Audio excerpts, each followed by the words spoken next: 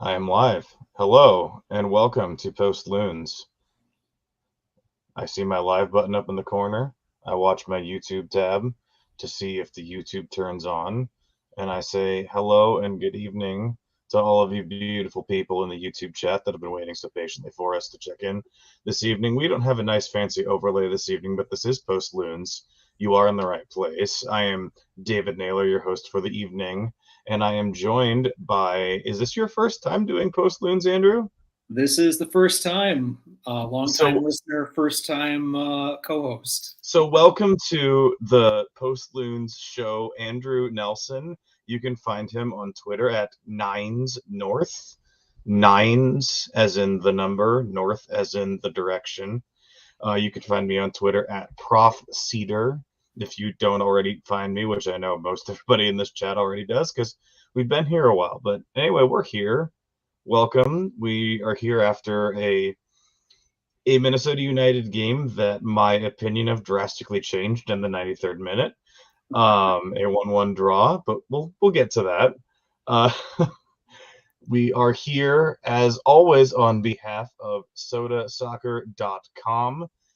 You are viewing this program probably either on their Twitter feed, it's still a Twitter feed, I don't care, or on their YouTube channel. Feel free to subscribe, leave a thumbs up, give us a like on either of those places. You can leave comments and questions and takes to be read on the air in the chat, as some of you have been doing for an hour already, including myself.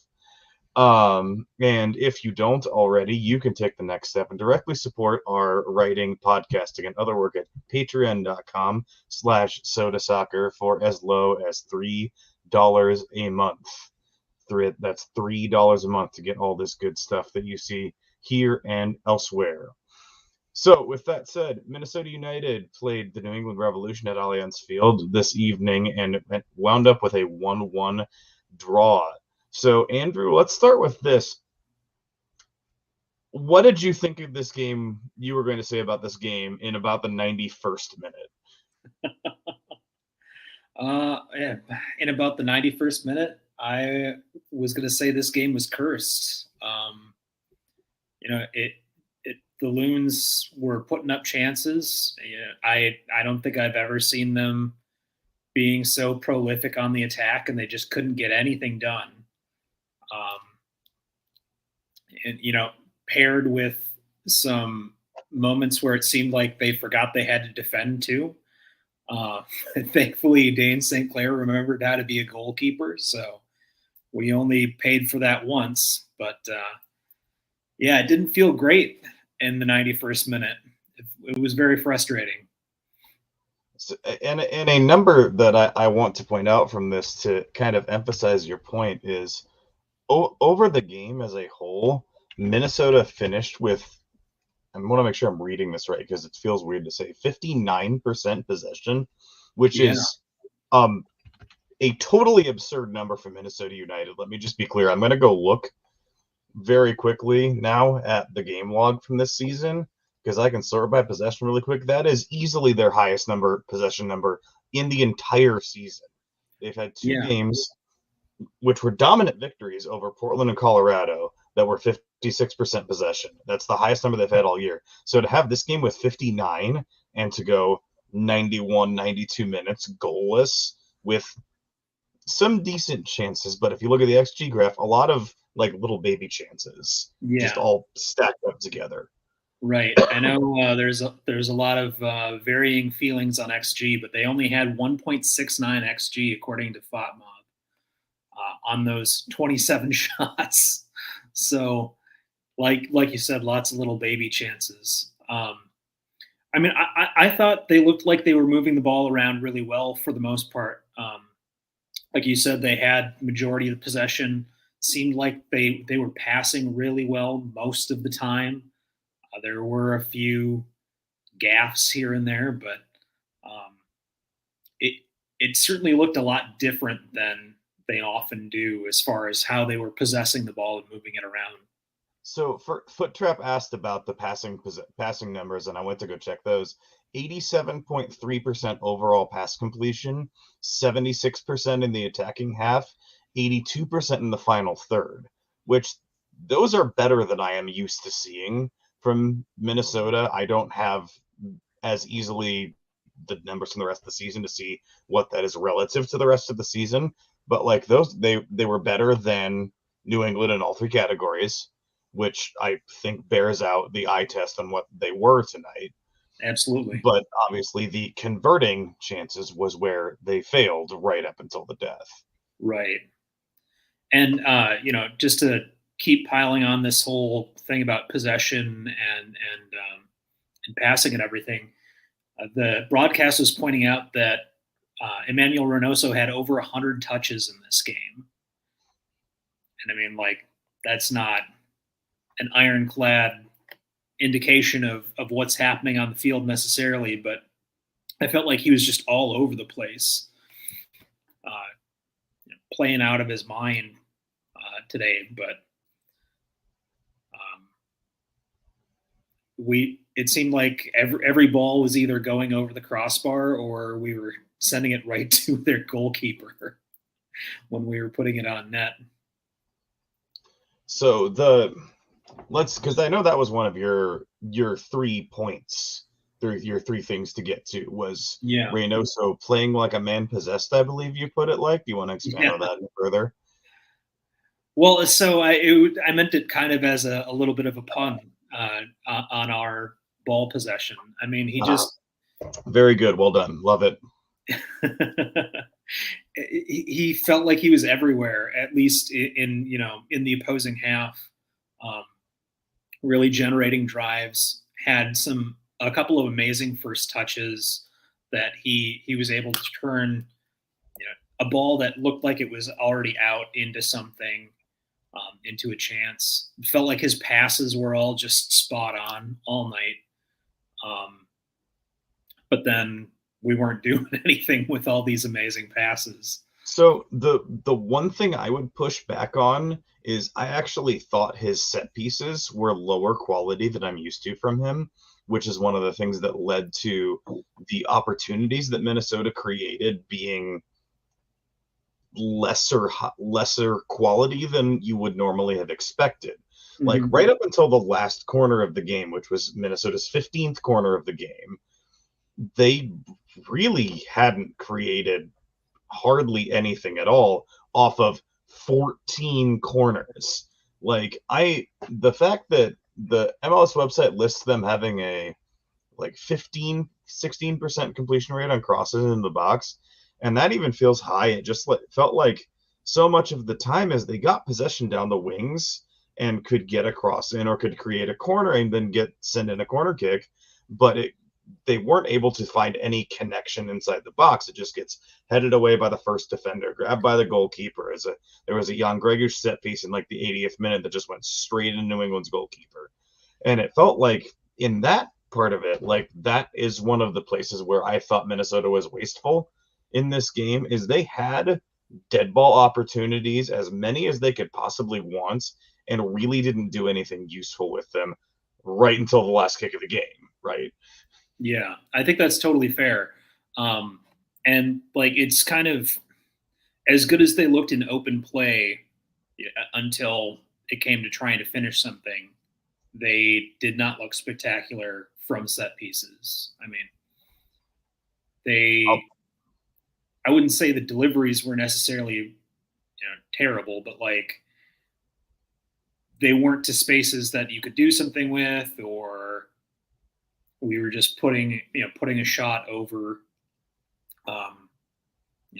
If we were playing the other kind of football, we would have had so many field goals. Right. Excuse me. I'm bringing up a point here from Eric Grady. We were too short for those high corners. Their center backs were too tall. Like this is exacerbated by having Mender Garcia starting instead of Pukki, but Timo Pukki is not a tall man himself. We don't have a big, tall, like Peter Crouch model striker to throw into the box at stuff. The best we've got is Boxy, who, bless his heart, does his absolute best, and I think is cursed in front of goal this season. Let the record show that for, I think, the third or fourth game in a row, Michael Boxall had the highest single XG chance of this game for Minnesota, and that's not actually a good thing for Minnesota, in my opinion. I Yeah, appreciate Boxy making his way into the box and making attacking runs and taking his shots, but he has not quite shown the propensity for scoring that you would hope for someone who is ending a possession by taking a shot or such like that. Much love to certainly. Boxy, who got player of the match for Minnesota tonight, but like maybe try and get those to one of your many other attacking players on the field.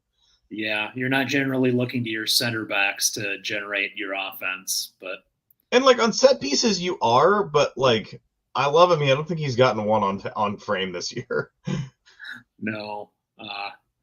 He had a couple of tries today, but like you said, we really need Garcia or somebody else stepping up there and finishing those chances. Well, and yeah, it's like with the style of balls that Reynoso is playing in, it is literally it's a math problem, right? Like I don't know how tall Mender is, but he's not a tall dude, as many like attacking players are not. Franco Fragapane, who scored this game's goal for Minnesota United, for example, is not a tall dude. Bongi is bigger, but not that big. And as Eric Grady has noted in the chat, um, he did win like the one header Minnesota won on the night, which was immediately ruled offside, which was unfortunate. Yeah. Um, my first one of my points that I want to go over is let's talk about Ismail Tajuri Shradi, which I'm going to bring up a comment from any Big Blue that ties into my point. Tactically, I feel like bringing in ITS was coming in was an excellent decision. Minnesota didn't seem to want to use overlapping runs, and ITS definitely plays well in that role. He cuts in so well. I strongly agree with that point, and I would add the fact that I talked about this a little bit on Twitter with a couple of people during the match. Minnesota's heliocentric style of play around Reynoso has been a thing they've been doing basically since he came into the club, right? Everything goes around Reynoso, everything goes through Reynoso. The thing is, it's been 4 years of that now, and teams in the league generally know how to play around it. So I thought the impact of having Tajuri Shradi come into the game as kind of a second creative outlet and a second player who is willing to take a shot and willing to attempt chances. We saw particularly towards the end of the game, Tajuri Shradi was taking shots basically every time he got a chance to, where a lot of the times earlier you'd have crosses go to nobody and just end up out of play or out of Minnesota's possession without a shot having been taken that wasn't like blocked or whatever. And Tajiri Shradi was trying some different stuff. The part of this game where Minnesota's attack was at its most potent was when immediately after Tajiri Shradi came onto the field in like the 60th, 61st, 62nd minute. Minnesota for about 10 minutes there was chance after chance after chance after chance after chance, and I don't think that was a coincidence. So Absolutely. my argument would be, is it worth starting Tajuri Shradi to kind of have that potency in your attack from the start of the game, or do you need to save him as a second half catalyst to attack a game moving forward? Because I think there's a strong argument for the fact that Tajuri Shradi has been good basically every appearance he's had for Minnesota since he joined the club in July. I Mm-hmm. think there is an argument to be made that he should be starting at this point. Yeah, I mean, I kind of tend to come down on the side of uh, play your best strength first. Yep. You never know if you're saving somebody to come in and be strong for you later, unless it's like an endurance question. That's that's a bad gamble in my opinion. You never know what kind of hole you might be working from uh, if you're setting yourself up for that kind of um, situation. So, yeah, I agree. I think we should at least try it. He's just been impressive every time he's been on the field. And like you were saying, I think he transformed Minnesota's attack when he came in. I'm looking at my log of uh, game events, like the 50s and 60s, 50s and 60 minutes of the game. There was so much going on, so many shots and chances being taken. And I don't think it's a coincidence. Yeah, and I like it does if it allows you to play Tajuri Shradi on the, as Chris Appleby brings up in the chat, if he can play on the left, start him. It's the Hassani Dotson problem, right? Like, how do you shuffle your central midfielders around to get the 11 you want on the field? Because what the substitution pattern in this game is you took off Garcia and Trapp for Fragapane and Tajuri Shradi, which moved Dotson from left wing back into his more preferred central midfield position, defensive midfield. And I thought that also helped the flow of the attack. But then obviously you're sacrificing either Gregush or Trapp from the lineup in order to be able to play that. And I've liked how Jan has looked in his return. I'm kind of surprised he's already starting again for the team, but it's been working. So like it's not necessarily just about ITS, right? Like ITS has shown the quality, but it's what knock-on effect does that have on Trapp, on Dotson, on Gregush? Yeah, Gregush has been really solid since he's come back. I guess Trapp seems kind of surplus at times. Like, I mean, I know he's kind of a solid presence, and one thing I really have to give credit to both him and the Loons is they played a really clean game tonight. I believe they didn't have any yellow cards at all the entire match. Which is kind of insane, but the match log I'm looking at agrees with that. Yeah. I believe Franco technically got one for running into the stands at the end. You're right. It's not written down here. I'm pretty sure that's true, though. No, I remember seeing a yellow card TBD at the very end of the game. Yeah. How many of the team got carded for going into the stands? So, I mean, that didn't impact anything. But up until that very end, we played a very clean game. And say what you did, that have a positive or negative impact? But we've had serious negative impacts from bad yellow cards that we've given up over the course of the season and just historic. And reds, if you look at Leagues Cup. We had like 3 out of 4 games in Leagues Cup where somebody got a red card needlessly. Like, absolutely. And I mean, we all know Trapp's history with yellow cards. You can almost, there have been times where you can almost just count on him getting one every game. So it's good to see discretion in how we're defending, and that's not one of the things holding us back. Now, there were other issues with the defense, of course, but it was good to not see that kind of unnecessary distraction tripping us up. Let's talk about the defense, and let's talk about New England's goal. Bringing up a comment from Foot Trap 10 here. You can win a game with a clean sheet, this being Dane St. Clair, said. That was a horrible defensive lapse on New England's goal. Where is your mark, Ethan Bristow? Yeah. I felt like up until we gave up that goal, we were doing a really good job at keeping New England out of the center in our defending third. They were getting down the field a pretty good amount, but we were keeping them outside and keeping them from breaking into the center until they counterattacked and there was nobody there.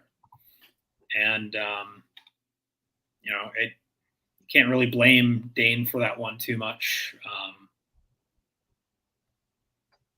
It just seemed like they forgot they had to come back on defense. I don't know what happened there. Well, I went back and watched the replay, and like God, what's his name? The not Carlos Heel, the other heel, brother heel. Oh, Nacho. Nacho. Yeah. Nacho had like 20 yards of space in any direction when he received that ball on the right side of the 18. Yeah. And that seems bad. I don't like that. Don't do that. That's bad. And then once they'd scored that goal and opened us up, it felt like for a good chunk of the rest of the first half, we got exposed a few times. And, luckily Dane made a couple of really great saves to keep it from getting, keep the deficit from getting worse. But it it seemed was like the defense fortunate. was asleep. It was fortunate that we talked early in the chat. To quote myself, the whole section of play, goal and after, was a mess defensively, and the midfield got totally bypassed over and over. New England had 3 really good chances. The first one was the goal. The second one was a miss, and the third one was the ball that hit the crossbar. And it's like they just cut through the midfield like butter. I'm not sure what was happening with defensive assignments there after the goal, but it was the trademark Adrian Heath moment, because Minnesota were on top of that game for the first half an hour of the game. We're doing just fine. And then as soon as they give up that one chance and one goal, everything switches the other way for 10, 12 minutes, which they ended up surviving and getting back on top of stuff by the last couple minutes of the half. But it was one of those, whether it was a mentality or a physicality thing or an awareness thing, they just completely switched off for 10 minutes after the goal. Yeah, I kind of wondered if they were getting tired out there, if they were kind of gassed, because they just weren't keeping up. It was a weird time for it, as much as anything. Yeah. But then they rebounded before the half, and like you were saying, the last 10 minutes of the half, it seemed like we were back on the front foot again. So it was just a really weird little pause in the game. Almost. Right, yeah. And it was fortunate, I think, that New England didn't get a second, because that would have just killed the game. So fortunate, and Dane helped. The second half, what I will say is, I thought that the defensive organization in the essential moments kept up, because Dane had 2 really good saves and really good moments. But what I remember about both of them, it was a New England player had gotten pushed all the way to the touchline on one side. I think it was on the top side from the TV view of his goal both times. Mm-hmm. And they had taken away every option from the attacking player except to shoot at the tightest possible angle or try and cross it to an attacking player. Right. And so by limiting those options and by putting them in a dangerous position, but a limited dangerous position, Dane was able to cover. They tried to cross both times, and Dane gathered both crosses, which was a good play by him and good and intelligent saves. But he was enabled by success by how that play had developed, rather than it coming to the top of the box. So there were moments that were better for New England, but really I think those were well managed by the defense to limit the damage that was there, rather than them completely being torn to shreds, which has happened so many times with somebody wide open at the top of the 18 with nobody cutting off the pass. Yeah. I'm gonna return before we talk about the end of the game, which I know we're saving the good stuff for the end, because that's how the game developed. Yeah. I'm gonna complain about DJ Taylor, which I feel like I do every time I'm on this program, but he drives me nuts, and I would like the team to upgrade that position, particularly because he plays well defensively. He obviously was out the last game for a yellow card suspension, but Emmanuel Reynoso enables this man so much, with ball after ball after ball, setting him up wide open in the box, attacking, and bad first touch, unwise pass, straight to the defense. I think this game particularly, it stuck out so much to me because he was who ended up with the key Reynoso passes so much of the time, and it was just wasteful every single time. And your right back doesn't have to be the best attacker in the world, but when those are where your chances are ending up, you probably need to find somebody who can deal with them better than DJ currently is. Yeah. I felt like he was the weak link a lot of the time when we were losing possession. He was kicking a ball right into a New England defender, or sending it out or something. It could definitely be better, and Well, he and was like part of us there's stalling moments out on where that right side a lot. we Chris Appleby brings up we rely on crosses with bad crosses and nobody to be on the end of them. I don't even care about the crossing. He needs to shoot half the time he gets the ball. Like, screw the crosses. He's getting the ball, like, it's at a tight angle, but test the goalkeeper. Test that angle. He's scored goals for the club before. I don't think he even attempted a shot tonight. In the wide world of like 27, 30 shots, however many Minnesota ended up, but I don't feel like DJ took a single one of those, and he had his chances. He could I have. think he had one. I have him down taking one at like the 60th minute, but it was right to the goalie. Right, yeah, like it's just maybe it's just how this particular game flowed that he was the one that was getting all those chances, but like you got to do more with that when Reynoso is getting what he's getting. Like it doesn't solve the fact that his crosses are subpar, but like don't cross it every time. That'll help your crosses be less easily covered, right? Because if the defenders know you're going to cross it every single time you get the ball, the defenders are going to cut it to crosses every single time you cross the ball because it's easy to predict. You have to be able to vary that game plan a little bit. It doesn't feel like he does. Yeah, and as you already mentioned, I mean, we really had a strong tendency to drive up the right side.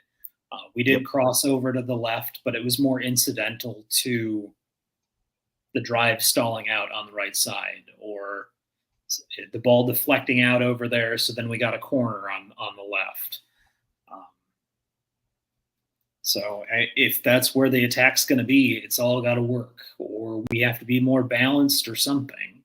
Well, and it feels like it has to be a game plan because it does feel intentional that it's always going to the right.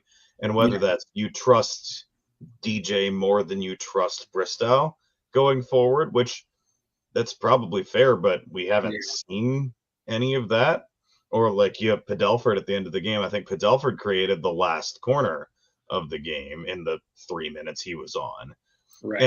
And like try it a couple times just to vary up the pattern of play, because if the same pattern of the play is you have Taylor doing an overlapping run on Reynoso receiving the ball at the top corner of the 18-yard box, it's a predictable pattern of play that they did over and over and over and over and over and over and over. So change it. Yeah, like as Chris says, it's been the same thing they've been doing forever and ever and ever and ever. Shout out to Roman Metner. Like, same thing. Yeah, and it doesn't take much for the opposition to figure out what they need to do to stop that if you're just going to do the same thing over and over and over. Right. All right, we're going to pause and talk about Betor Edge briefly here before we talk about the exciting end of the game. We're going to see if I can get through the ad read without coughing a whole bunch. Here we go. Have you ever wished there would be a website that you could use to make bets with your friends? The days of using cash or Venmo for one-to-one bets are over, my friends. Better Edge, a Minneapolis-based company, has revolutionized the social sports betting scene, allowing their users to bet with or against each other on NBA, NHL, MLB, and soccer competitions like the Premier League, Champions League, and of course Major League Soccer. Why would you ever gamble on Major League Soccer in any way? They also offer weekly pick'em competitions as well, like our very own MLS Pick'em, where you can bet real money or Edgecoin play money and make your picks for the weekend's games. Better Edge is not a sports book that profits off your loss. You don't bet against Better Edge, you bet against other users on the platform, which is why it's legal to use in Minnesota and 46 other states nationwide. Sign up today, get a free $20 in your account when you visit betoredge.com/loons and create your account. Again, use betoredge.com/loons to sign up and get $20 in your account today, courtesy of our friends at Betor Edge. And there you have it. Hooray, hooray. Okay, let's talk about the 93rd minute now that we've analyzed all the fun that was the first 92. Because the 93rd minute was, I would say, the most exciting moment of literally the entire season, pretty comfortably. Holy cow, man! Like I lost it when that ball went in. I was so nervous about Dane being up there, and then he made a perfect pass. Like he, not just that, he made a good stop and then threaded that pass to Fraga. I mean, the guy's got two career assists now. And this one was a real one, not just like a fluky, you know, long kick like the first one was. So the quote that I'll give, friend of the program John Marthaler was at Adrian Heath's post game media availability today, and there are a couple good quotes from this in regard to the goal.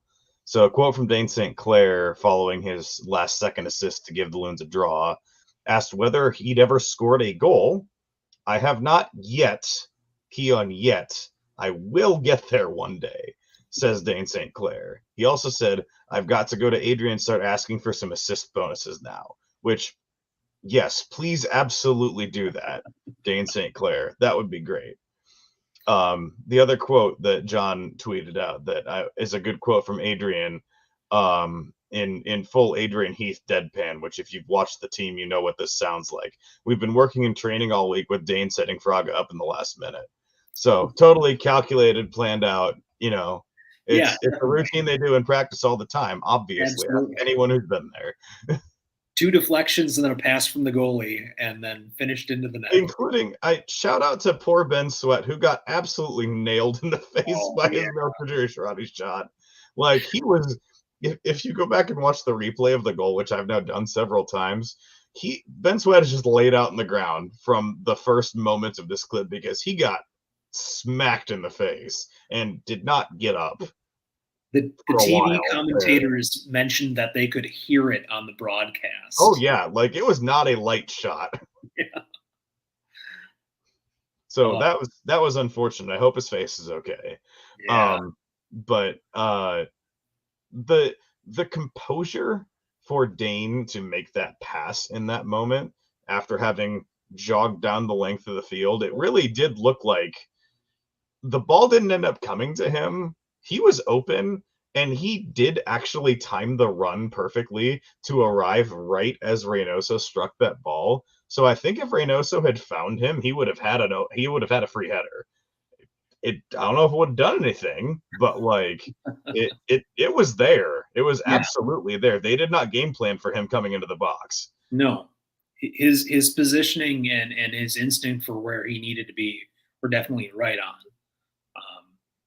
And you know, the deflections were fluky. That obviously that wasn't planned or practiced for, but 22 people in the box at the end of a game, like weird stuff's going to happen. That's how that works. But he had the presence of mind to be at a useful space and to be calm and take that opportunity and make something out of it. Well, and I'm really happy for Franco Fragapane, man. It's been a long road back for him to even get in the lineup for a dude who was starting for this team every game not that long ago. To be able to come back in, get his first goal this season in that moment, to be able to run up into the Wonderwall and get that reception from the fans, like that's got to feel so good for him. Definitely. And when he's doing well, it makes such a difference for the Loons too. So hopefully this will be the beginning of a trend for us. And it's you to hit your third thing that we haven't hit yet. You notice that Devin Padelford got the corner that led to this goal, which was contributed to scored by Fragapane, shot in the box from Tajiri Sharadi. There's all your subs. Yep. Right there. So as anybody who's been watching the Loons for more than maybe just this season can probably attest to and feel, it's been a long time frustration how Adrian Heath has handled subs. And so I think it's noteworthy and worth pointing out that we made very effective use of subs in this game. Like you were saying earlier, when Israel Tajiri Sharadi came on, that transformed our attack. Devin Padelford provided more energy for the attack and that good set piece at the end, and Fraga was there to finish it. So, so often we've seen futile gestures at the very end of the game. Like somebody will throw on a couple of guys to get 5 or 10 minutes, and maybe they'll be able to do something. But we had 2 of those subs were fairly early in the second half, and I don't remember when the third one came on, but it wasn't right at the end of the game. It was, I think, probably about 5 minutes before. I want to say it was about the 85th minute. Yeah. So that's a little more similar to what we're used to seeing from Heath. But those earlier second half subs made a huge difference and ended up getting this draw for us, I think. Yep. And the draw, like, based on the level of possession dominance Minnesota had in this game, it feels a little bit bad. But the fact that you went into stoppage time down 1-0 and got a point out of this game against a New England team that's in a really, really good position in the Eastern Conference, in case you haven't looked, like this is a team that's second in the East right now.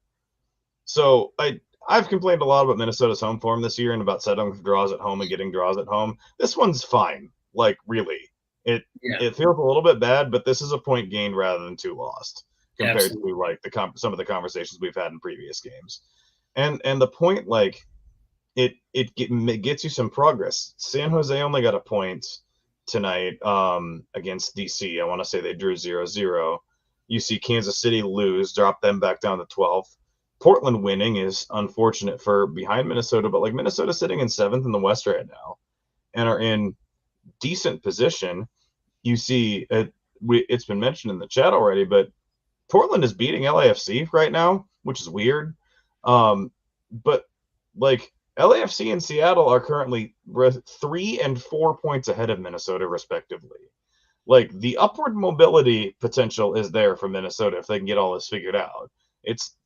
You worry about behind you because that's what we worry about in these places. But Minnesota, unbeaten in 7, more draws than you would like, sure, but you have the ability to look upwards, particularly considering the fact I wrote about this on Soda Soccer last week. You've got a real manageable schedule for the rest of the season, other than, like, this was one of your hardest games remaining. You got 2 games against the Galaxy who are terrible. Like, that should be 6 points. You've got 2 games against Kansas City, who have been in better form and have always been our boogeyman, but that's a team you need to beat if you're going to get into the playoff race. You've got 2 games against San Jose, who are your direct competitor for this, one of which we played already. So you've got a slate that sets up really nicely for you. And if LAFC is going to be gettable, you've got them. It's a midweek game in LA. It's going to be hard, but they're achievable. Yeah, definitely. Hopefully we can ride this momentum. This is now how many games unbeaten for us now? 7 games unbeaten.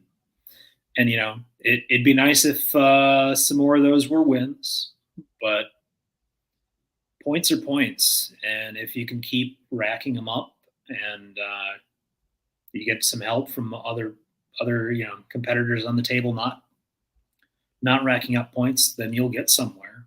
Right. So, yeah, you can be as optimistic as you want to be about this team or as pessimistic as you want to be.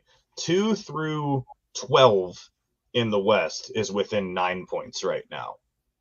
You can go anywhere you want to. Minnesota's currently right smack dab in the middle of that. But it's 9 points from Seattle in 2nd on 41 to Kansas City in 12th on 32. Yeah. Could go absolutely any way, but you got to take care of your own business. Want to really shoot for the moon. I mean, we're 10 points behind first place. I don't think we're going to catch them.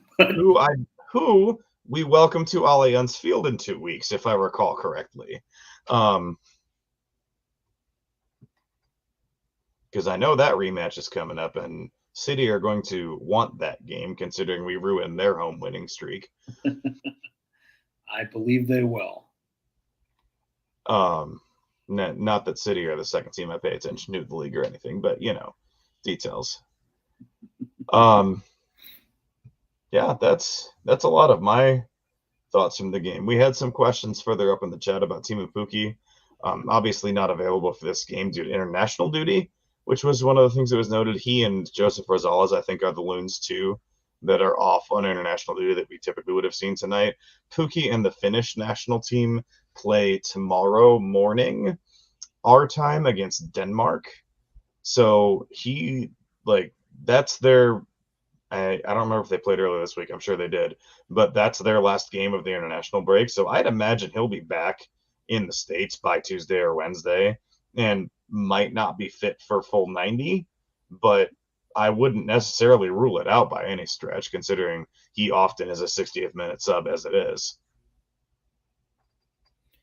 Yeah, I wouldn't expect him to start on Wednesday.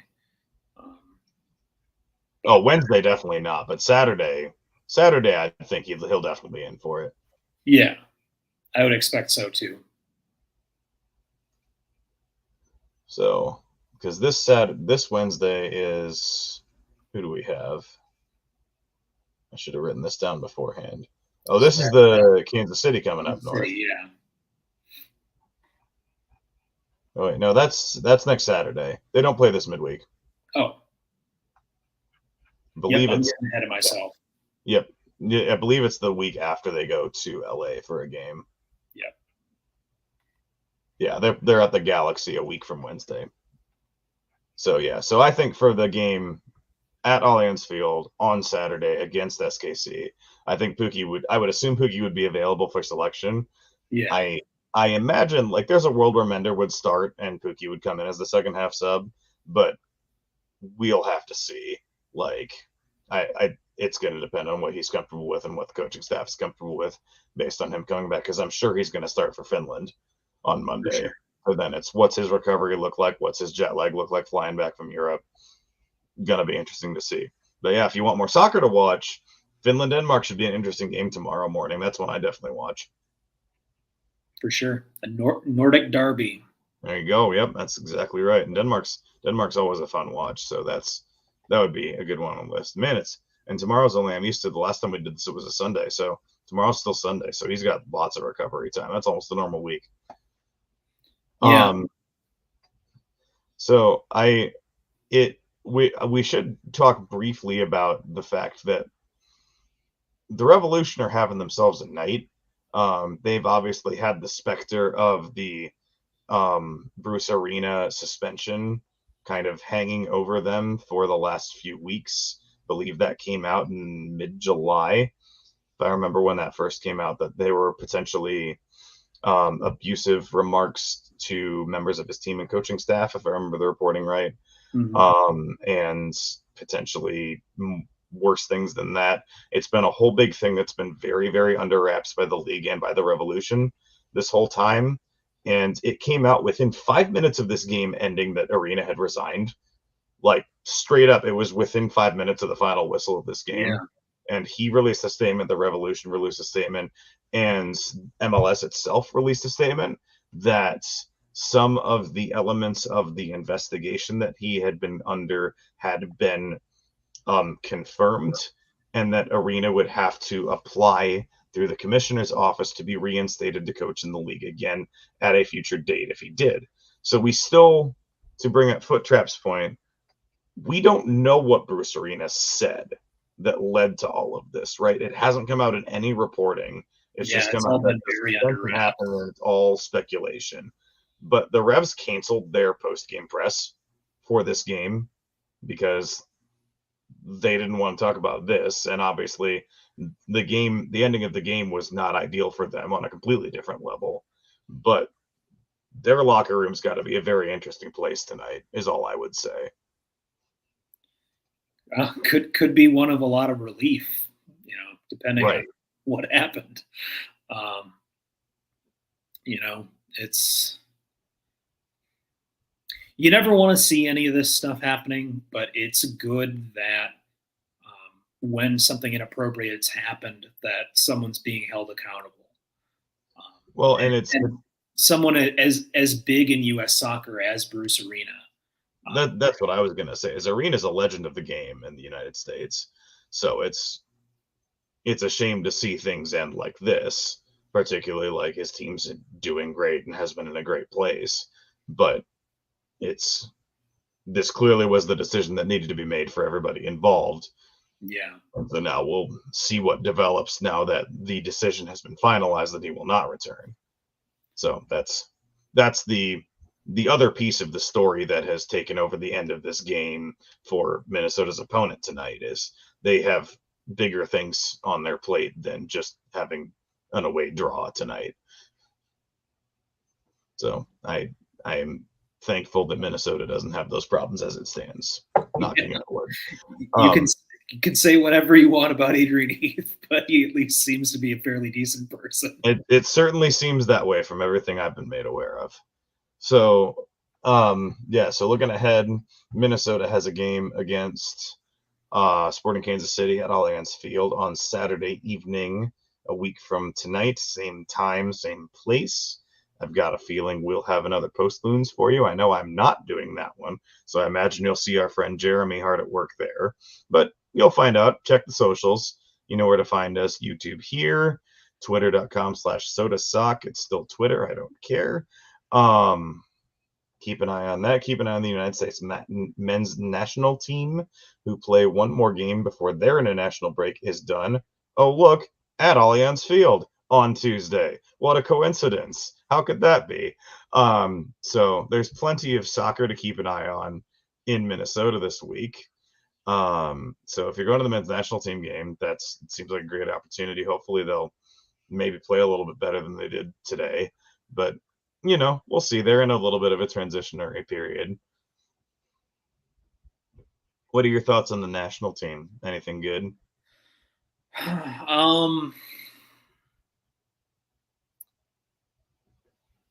It's just play the best guys.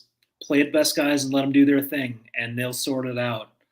And I don't know. I'm a big Ricardo Pepi fan, so I was really happy to see him score a goal today. I know everybody's on the Fallerin Balogun train, but Ricardo Pepi is keeps putting goals in for the U.S. men's national team. So I say play him. But yeah, just it's not too complicated. We've got some unfortunate injuries right now, but just put the best guys out there and let them cook, and they'll do stuff for us. And that's from my position. I am optimistic in that some of our best players appear to have moved to club situations that may better support them and get them more minutes and better minutes moving forward. I don't know if friend of the program Jacob Schneider is in the chat tonight, but I am so glad Christian Pulisic doesn't play for Chelsea anymore, because he's a free man. He looks like a new player, and it is so good to see. Chelsea just ruins players. It's fine. And the fact that both Matt Turner and Fuller and Balogun are out of Arsenal, as a Tottenham fan, that makes me happy on a number of different levels. McKennie looks like he's doing really well with Juventus, which is good to see after things went so poorly with Leeds. I think there was probably just too much pressure and reliance on him there, and not enough. I think so too. Supporting around him, especially once Tyler Adams was out. I'll say my obscure German soccer nerd thing is I hope that Kevin Paredes gets a good look in this international window. He's been doing some really impressive things for Wolfsburg in the Bundesliga, and I think he could really be a future player for us. If I'm gonna pick a new player, I'm gonna get on the MLS content hype train and talk about Benjamin Kramashi for a little bit, because it's easy to ball out when Leo Messi's on your club team, but Kramashi looks really actually good, and I was happy to see that he was called into the squad for this. So I kind of hope he gets to play a little bit and just see some time, even though these are friendly, so you're you don't need to like win really, really, really hard to take care of some stuff. So like get your new guys that you called into camp sometime with these best players and see what they can do on the field. Because Kamashi's a great talent, but he's just so young still. Yeah. And I think we will see some of those kind of peripheral players in the Oman game. And it's the kind of opponent where we can probably afford to test some people out, just get some people some minutes. Most of the prominent players had a good amount of minutes in the first game against Uzbekistan. I didn't get to watch it, but from what I've heard, a lot of people were saying it wasn't terribly impressive. But we did finish with a 3-1 scoreline, so it's not nothing. I know we should. That's a team we should beat, and we should beat by multiple goals. But it's like you said, these are friendlies. There's no stakes to these. They're not particularly opponents that are going to test us necessarily. So hopefully we will get to see the young guys get a little bit of a run out here on Tuesday, and hopefully we'll see some impressive stuff. And it'd be good to see all of that right down the street at Allianz Field. Last question of the evening on our last topical news piece of the thing. How do you feel about the return of the Medina boy in 2024, Caden Clark returning to Minnesota United for the first time? It feels like something that should have happened all along. In Minnesota United correcting a mistake that they made years ago by letting him go, or by not drafting him, I guess. I remember very well the news cycle that occurred when Clark's discovery rights or whatever it was were transferred to New York Red Bulls that had to have been 2018 or 2019. Because he came up with Minnesota Thunder, but then went to play for the Barcelona Academy in Arizona before starting to play with the Red Bulls academies. And then to a certain point, like once he was playing with the Red Bulls Academy, it's of course he's going to want to play for the Red Bulls and not for United. Yeah. They were during a very different time of Minnesota United's youth program kind of not really existing. I was going to say, when we didn't have. Chris corrects me, 2020. I knew it was a couple of years ago. So I don't remember which year specifically. So it wasn't a surprise that he left, particularly with the upward mobility that he desired and to some degrees had earned. But moves in both Austria and Germany didn't really work out for him. And so to have him come back to MLS, back to his home state with something to prove, I think is a great opportunity for Minnesota United next year to get a player that's still very young and is hungry and is kind of a homegrown player for you to have an opportunity to make a mark with this team. I'm very excited for that move. Definitely. And he's going to get to season himself in Denmark. It's a good league to be in as preparation for playing in MLS. I'd say it's probably somewhat similar in quality if you kind of compare international leagues. I certainly wouldn't hold it against him that he didn't break through with RB Leipzig. RB Leipzig looked fantastic this year, despite losing like 3 or 4 really key players. They're doing really impressive stuff. Salzburg is only a little bit less. They play in a less impressive league, but they're always a good team. So it's not always easy to break through with them either.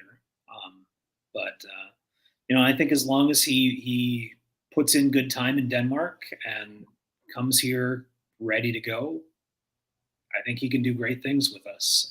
And I think it could be a really good move. Who doesn't love seeing a local boy succeed at home? Maybe they can. Do we finally part ways with Brent Kallman now that we have a new local boy to play for the team? I I think Coleman's going to retire with the team, even if he never plays anymore. I was gonna say, I forgot he was still with us. Pretty sure he's still on the roster. He's just like the 4th or 5th center back. Yeah, I think you're right. Shout outs to the longest tenured Loon, Brent Coleman. Yeah, all respect, but yeah, Yeah. He could retire and I wouldn't notice. I feel like he played in a couple games this year. It just hasn't been much. Yeah.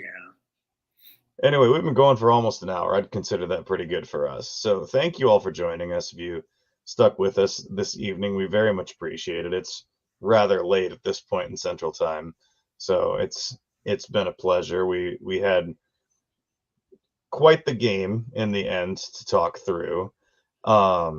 92 minutes of one thing and 1 minute of absolutely a very different thing.